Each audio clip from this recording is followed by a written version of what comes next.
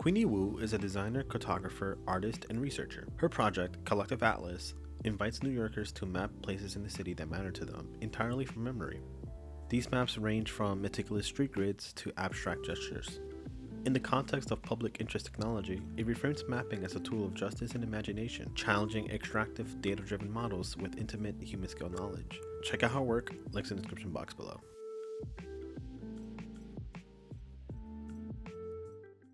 Hello, thank you for having me here. I'm Queenie.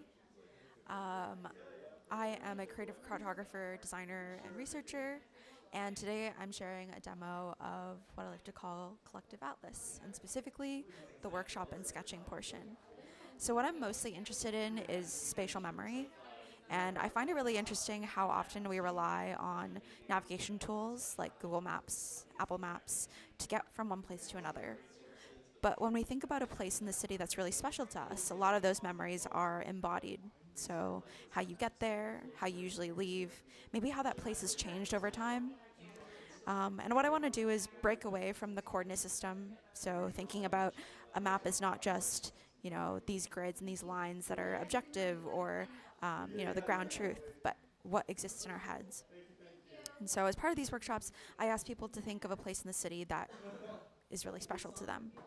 I have them point it out on this map just to jog their memory, and then bring that same sticker onto their blank piece of paper and start mapping that place.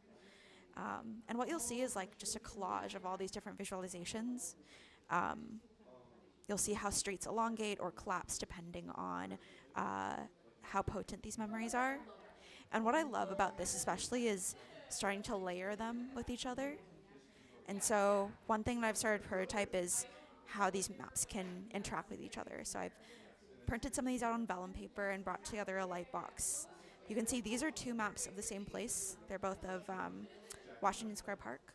But for one person, when they were mapping, their story was about how that park is a place of solitude, like despite the fact that it's so busy, they like to sit there and sit in their own thoughts.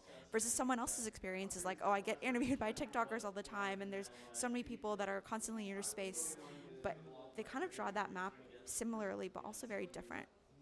And so I start to ask questions about how different versions of our stories exist in the same place and how those start to layer up. This project is really a combination of urban planning methods, so participatory planning, thinking about geographic information systems and how those binaries can be subverted. Also thinking about like community engagement and teaching.